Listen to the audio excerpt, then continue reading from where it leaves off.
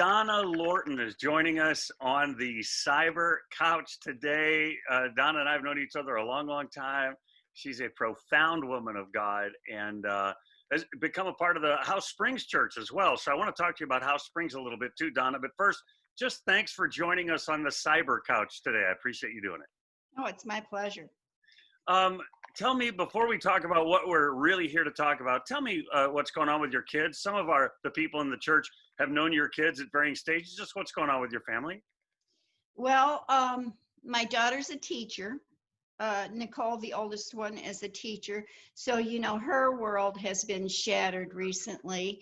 And I think she's come to realize how much she loves those kids. Beautiful. Though, they're little rugrats and they give her a lot of snotty nose and stuff like that. But she's really missing them now and is so concerned for their well-being. My son, of course, works at Enjoy Church over in Illinois, and they're doing, video sites just like, we are. Right. And so he's very, very much involved in that. And Julie has kind of lost her job. She was babysitting for some folks who have decided to stay just closer to home. Sure. Guarding her health too, because little ones carry things. And then Christina is a stylist at the Lofts out on Manchester, and she had just opened her loft just when all of this hit. So they have a huge investment in that, and there's been a lot of grace with the company. Therefore, they are able to maintain her spot being there for a while. I mean, they don't pay rent right now. So that's the grace of God. And Nicholas, my son-in-law, is fire captain for Webster Groves. Wow. So he is a paramedic. So he's frontline, walking into COVID situations now, probably every shift that he serves. So did I miss anyone? I got Nikki, I got Christy, I got Zach, and I think I got the in-laws. And my grandchildren have been very instrumental in helping me. Nikki has been here often to help me, and we do Zoom so that we can talk to one another. Beautiful. We're having you on to talk about a certain thing, but not after listening to all that, I have new prayer agendas, right? Because of the things you just shared. Those are all profound. Every one of us has been so impacted. Maybe some of us not to the degree that others, but all of us know people that are either fighting the disease or compelled to be treating people with the disease and so forth. And so it's so challenging. So this disease, the virus, the pandemic has come to America, and there's been all these great things, these great needs that have erupted and emerged. And you took it upon yourself to start making the safety masks or whatever for people. Tell me, how did you start doing that? Why did you start doing that? Well, sometimes I wake up in the middle of the night because I'm 71 and that happens. And so I on one of those early morning calls, the Lord said to me, you need to do this. And you need to make masks. And I thought, okay. And it may have been predicated by something that I had heard in the news. Sure. Because I have a heart of compassion. And I'm telling you, when I think of those people, those nurses and those doctors out there who I love, who have guarded us, who have taken care of my husband and me, and think that they are subject to not having the tools that they need, what else can I do? I mean, I have the tools I have a boatload of fabric here. I am the original Miss Blueberry. I have gone to Stuff Mart so many times. It's a glut. It's horrible.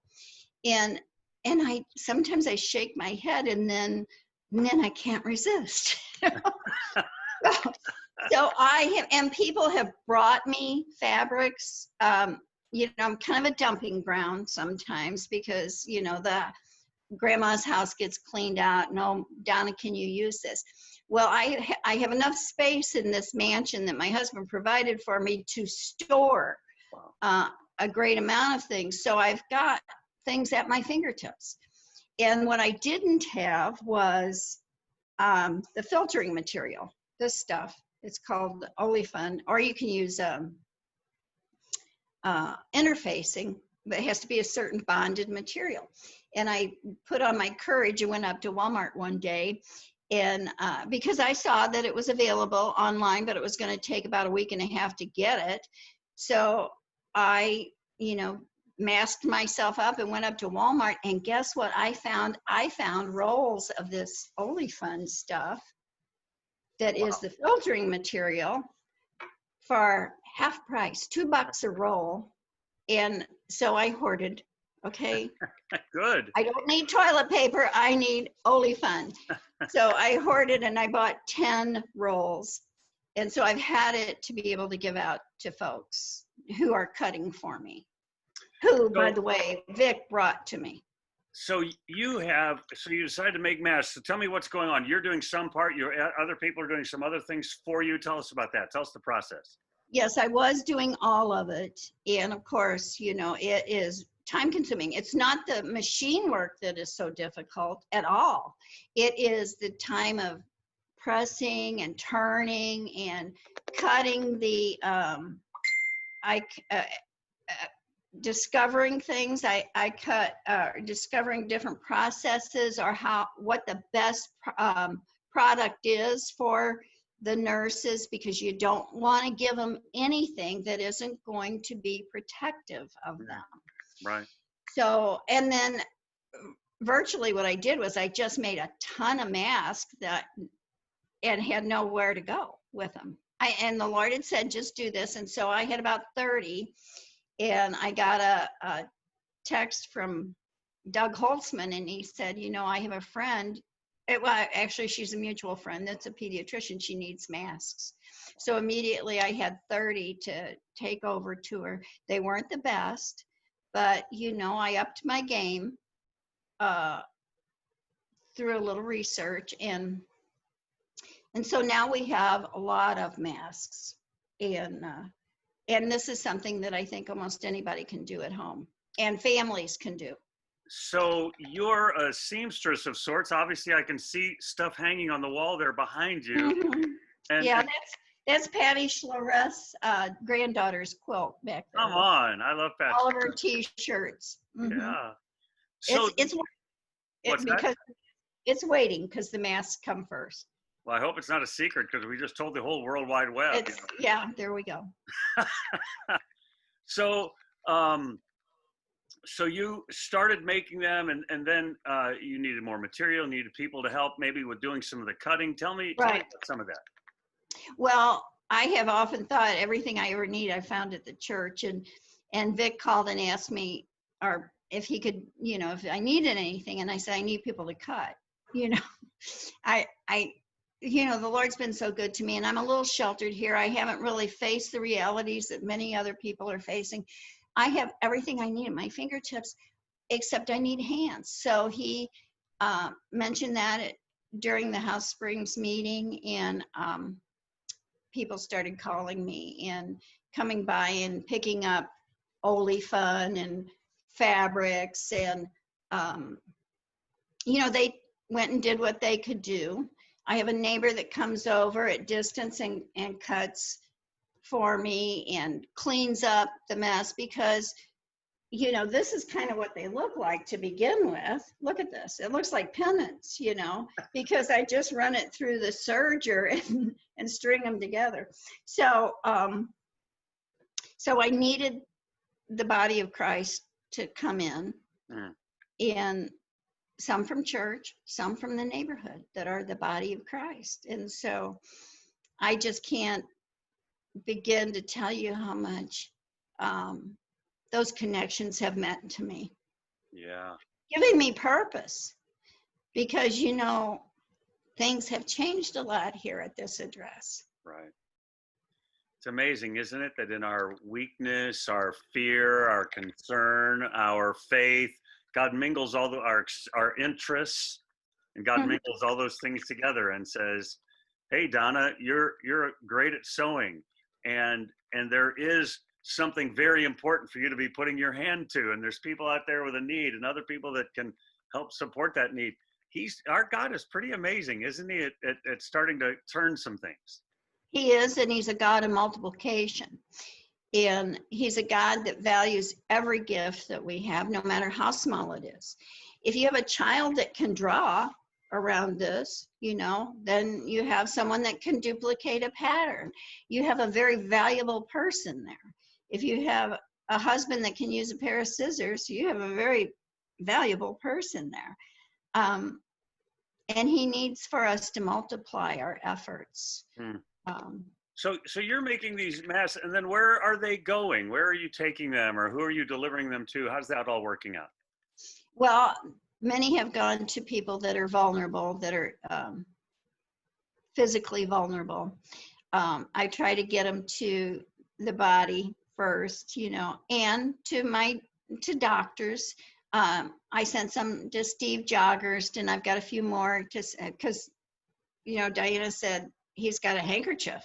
And I'm like, that's not adequate. Right. This is a valuable person of God. We're going to try to get him covered up.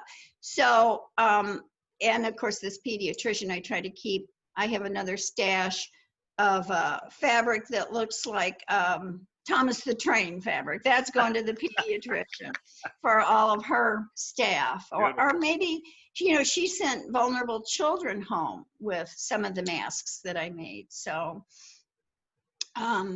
you don't know. The thing is, you don't know. Right. When God says do something, you don't know why. You don't know. So you bring $100 worth of fabric home that you bought at a discount place or at a estate sale, and you don't know. Well, a couple months later, it's going out to various people to cut, to help the really vulnerable medical society. So it sounds to me like it's possible that you could need still more people to come alongside to help out. How could people help out? Well, you can contact me. You can Facebook message me and let me know that you are available to help. I need people to cut foil. I know this sounds stupid, but this is what I use to stabilize the nose bridge of these masks. And so this takes time. And I am 71 years old. I get tired. What? Oh yeah. And you give me some carbohydrates, baby, and I'm asleep in about 10 minutes. So as soon as I eat, I fall asleep. So I really need people to duplicate me and to value themselves, because they can cut foil and fold it and make this wonderful thing that keeps our people safe. So I need to go to like the dollar store and buy that stuff and cut it based on how you want them to do it, or something like that. Many of us have this kind of stuff at home. See, when I downloaded this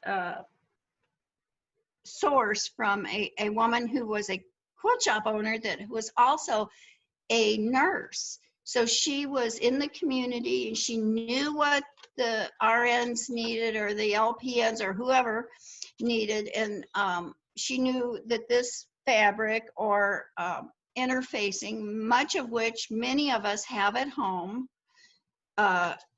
was adequate to filter out those microbes. So the whole thing is we're not able to go out.